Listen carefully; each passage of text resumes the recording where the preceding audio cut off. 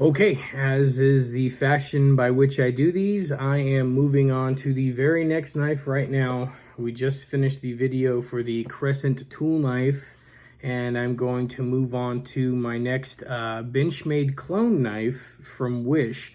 So we'll start with a box, as always. Very well made for a cloned box, very sturdy. It's got most of the markings that you would expect to see from a Benchmade knife, but it just comes from China. So very well made, which is, not always can be said the same for the knives. So you get your fake axis lock tag, you get your Benchmade use and care manual, and then the box with the foam inside of it. So of course, just about all of these Benchmade clones that I've purchased have come with a Benchmade bag, which is fun. I still haven't found a very good use for all of these yet, except for turning one bag into a bag full of bags if I want to throw the boxes away. So still though, I like the boxes. They're well made, they're handy. If you ever have a gerbil or a fish that dies, you could probably bury it in one of these boxes and it would be a sturdy box to bury a dead loved pet in. That was a little dark, sorry. Okay, so today we are going to be looking at, so this is labeled as the Osborne S30V. I don't think that's what this is actually supposed to be modeled after. It looks like it might be the Osborne 940 Mini that they tried to model this after, and they just might have just got the wrong name on there. But if you're going to buy this on Wish, it's labeled as Benchmade S30V pocket folder camping hunting self-defense knife. There's a whole bunch of stuff on there. But I bought this for $10 and it was about $12 to have it shipped. Purchased it April 4th and it took until May 11th to get to me. So it's just over a month. But for $22, I mean, you can't really, beggars can't really be choosers. This does come in what I believe is the reverse Tonto style with the plain blade. There's none of the painting, darkening material on the steel or whatsoever. I did not find too much about the steel that was used on the link where I bought this from, so I don't really know what grade steel it is. It looks like a standard stainless steel to me, so I mean, you could take that for what it's worth. It is a clone knife. It's not going to be made up to the specs of the authentic ones, and even still, like I said, I'm not 100% sure which knife style they were going for. Different name, same look as a different one. But right out the gate, we'll start with my aesthetics. I'm not really a big fan of this knife. The scales with the glow-in-the-dark shade, almost translucent green, are kind of fun. I'm not a huge fan of that blade style. It's just not something that does much for me. But, if I only did knives that I liked the way they looked, I wouldn't have very many videos. So, you can see the markings there on the blade, their attempt to make it look like an authentic Benchmade. They're not bad. Most of the markings that I see in the other blades are a little faded, not done all the way through. This one's pretty thick, but it does blur together a little bit. The letters little blurred out, but I mean, again, it's a clone, so what do you expect? So aesthetically, I'm not a big fan of this knife. If I'm being honest, part of me hoped that the scales would glow in the dark when I bought them, but I don't think that's going to happen either. Yeah, no glow in the dark in there. It's just a green translucent scale. So we'll go next to like comfortability, right? So it feels all right. It doesn't feel like it's made for my hand. It doesn't feel like I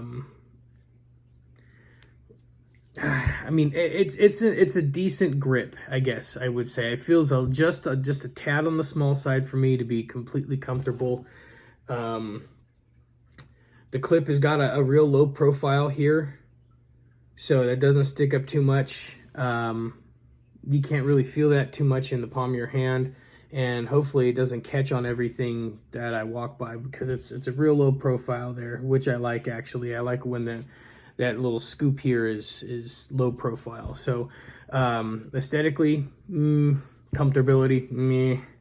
The weight of it, it feels overbalanced. It feels like there's a lot of weight in the blade compared to the handle. I mean, obviously the handle is just a green translucent plastic, and it's a stainless steel blade, but it feels a little unbalanced, which isn't really going to throw me off too much because it's just a pocket knife. But you know, right off the bat, meh, right? That's what I'm getting from this, is a meh. So the weight, the comfortability, the aesthetics, I'm probably at about a 6 out of 10 on all of them. The functionality, it is very stiff. That axis lock is pulled all the way back, and it's taken a lot of jiggling to get that knife to loosen up, right? Like, I got to whip it, a pretty good whip to get that out. But again, I'm back to using something that has the axis lock, which is something I would prefer over the underblade release anyways. So that's already a plus for me. But look how stiff that is. So hopefully that'll loosen up as I use it more. But again, I didn't expect too much for a knife I paid $22 for. That's a clone from Wish. So, meh. This is a couple knives in a row I'm feeling a bit meh about, but I guess that's the point of this, right? To try these out and see which ones work, which ones don't, which ones I would spend money on again, and which ones I wouldn't. And my first impression of this out the gate is it's made pretty cheaply. It's very stiff. It's overbalanced or underbalanced. It's out of balance, let's just say that. And I'm not aesthetically drawn to this knife. So I guess the next thing to do is going to be test the sharpness. My handy dandy, I can't think of what it's called. I'm having a brain fart. Sticky note paper, right? So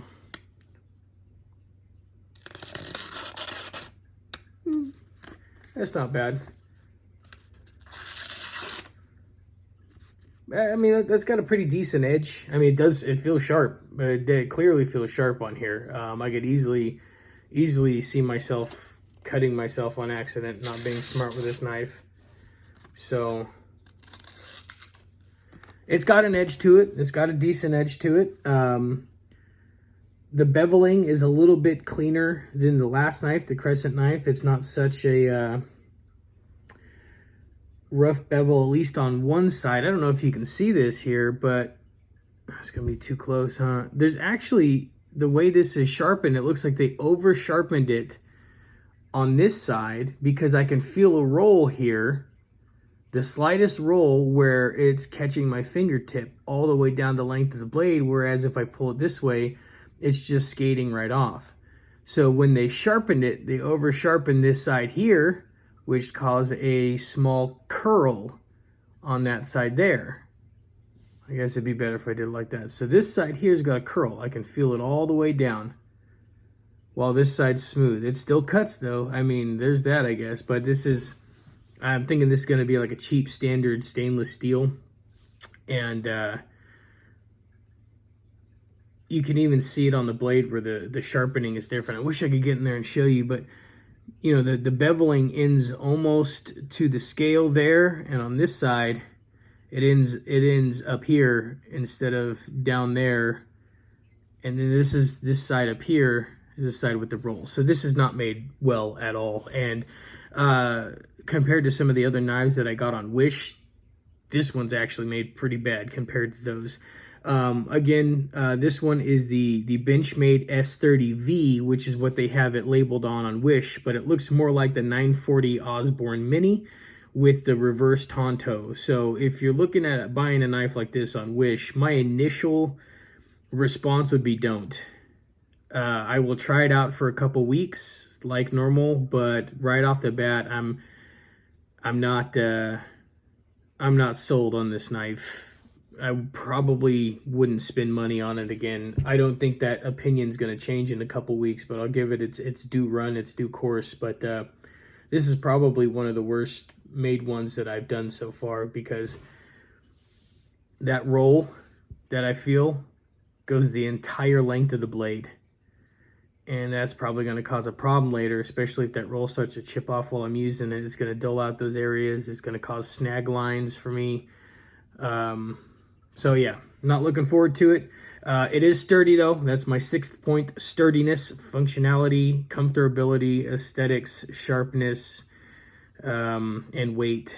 Usually the 6 things I look for in a good knife. And sturdiness it's pretty sturdy. There is the littlest wiggle in there, and I'm going to go ahead and bet that's probably going to loosen up more over the next couple weeks. So keep a lookout for the Benchmade S30V follow-up video that I'm going to do in a couple of weeks. As it sits right now, I'm giving this thing like a 5 out of 10 for my initial review. We'll see if it changes. Thanks for watching, guys.